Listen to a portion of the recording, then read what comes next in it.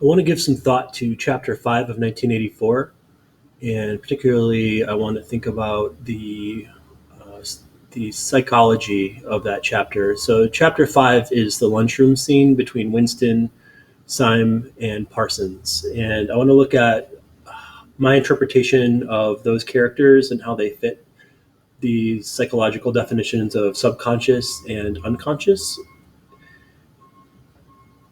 And so let's look at some notes that I have here first. Okay, so when we think about the lunchroom conversation in this context, we're actually thinking of a psychoanalytic reading. That's a school of an approach to analyzing literature. In my mind, Winston represents the subconscious, right? And the subconscious means that which lies beneath the surface of our consciousness. So it's things that we're not necessarily aware of, yet they still very much influence the way we interact with the world, the way we categorize and store things like memory. And then they are really kind of the driving force beneath the surface of our consciousness for our lives. So anyway, Winston, I think, represents that to this point. And his diary is a place where his subconscious becomes conscious, right? So the things that are pushed down under the surface of his consciousness are made real in that diary. For instance, in the beginning, when he starts writing about some simple events from his day at work, he kind of drifts off a little bit, and when he comes back, he's actually writing down with Big Brother over and over again in his diary.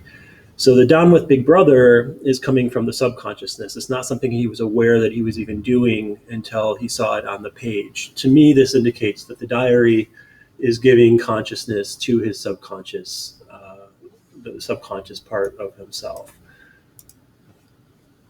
Also, Winston is very much driven by desire. If we think about the dark-haired girl and his interactions with her, think about his interactions with the proles, which are, I think, a little bit more clear in Chapter 6, some of the interactions he's had with them, and some of the contempt for his former marriage. He is driven by desire, physical desire, and that is the id, that's the subconscious, that comes from the subconscious in us all. In memory, I've talked with some of you about how memory is so often obscured in this book. He's having memories of his family. He's having memories of his past, his early times. And he always sees them in darkness, down in deep holes. And, the darkness kind of represents that subconsciousness. They've been pushed out of his conscious thought into his subconscious.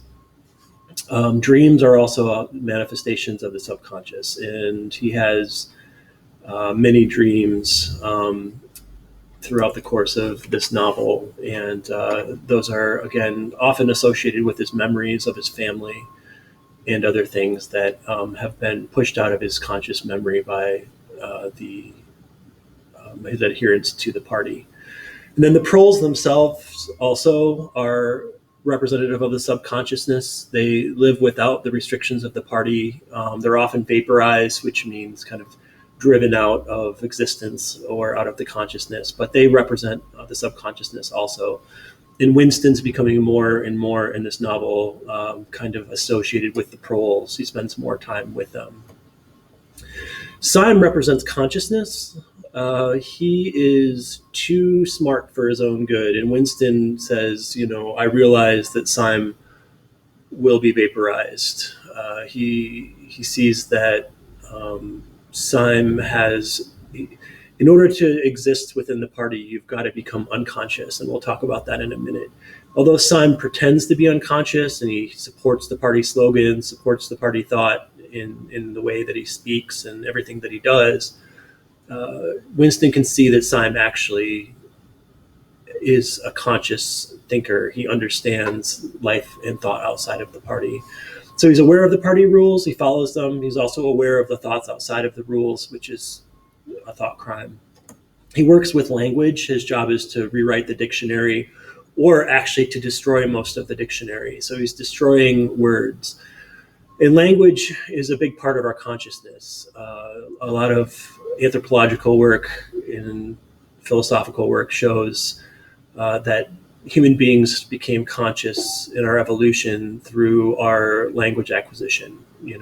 Once we are able to give words to things or symbols to things, like emotions or whatever was happening physiologically, we were able to give it a word. It gives it definition, and it becomes a part of our consciousness. So Simon represents that, right? He's actually destroying it, but he's aware of what he's doing. He's destroying consciousness by destroying language. But the mere fact that he's aware of what he's doing is enough to show me that he represents consciousness itself, even though ironically he destroys it. But irony is kind of the motivating or the driving factor of this book. Then finally, Parsons represents the unconsciousness, the unconscious state.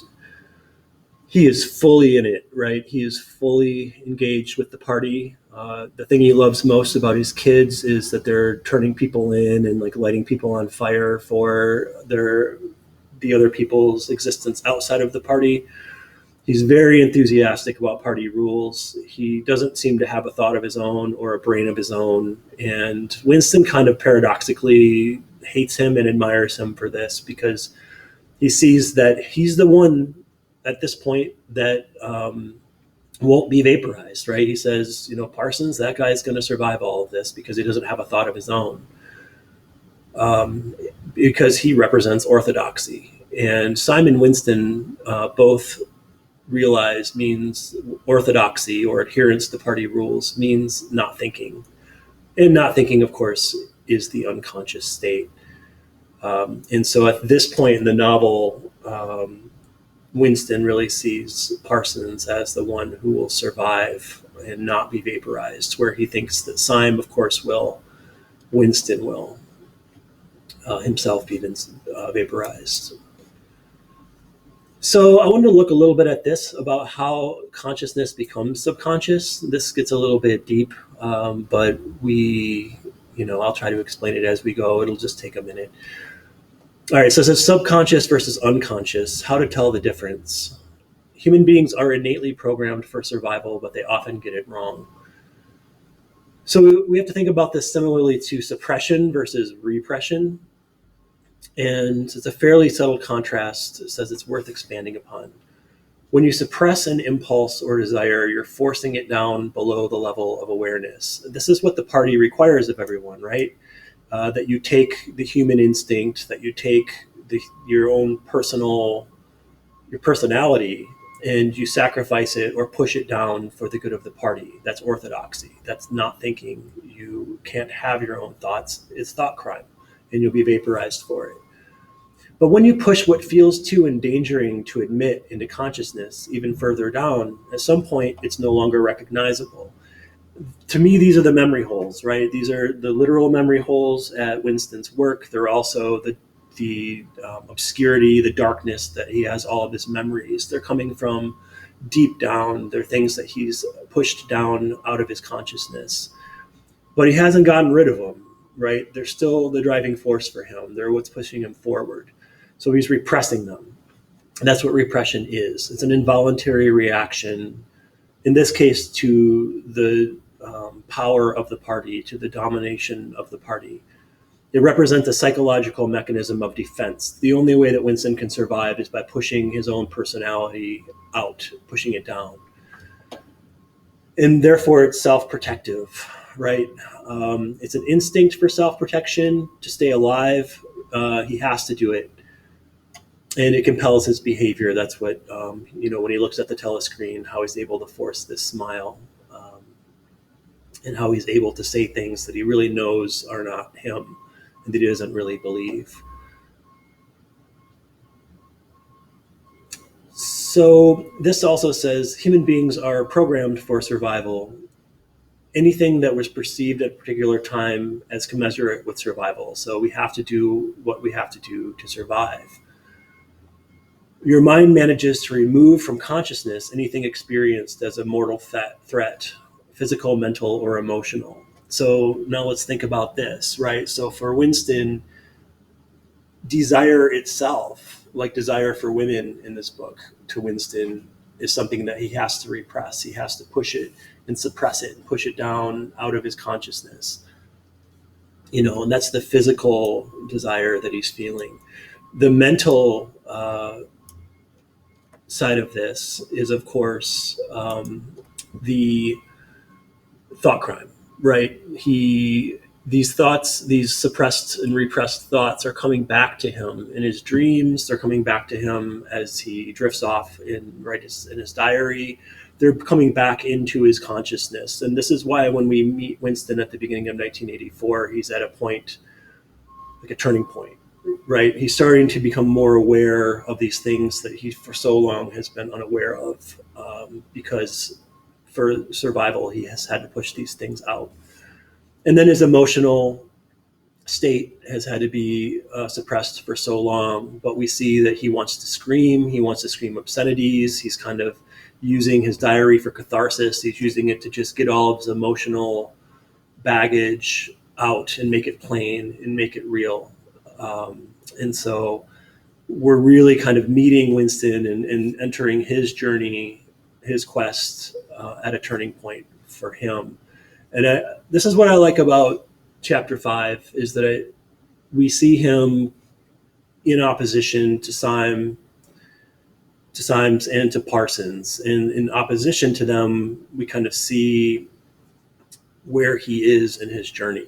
Like, for so long, he strove to be like Parsons, but really he's got a lot of Symes in him. And he's becoming more and more conscious of his own state of existence at this point. Anyway, I hope this has been helpful, and we'll have more conversation about this soon. If you have any questions, send me an email or get my attention in class. Thanks for listening.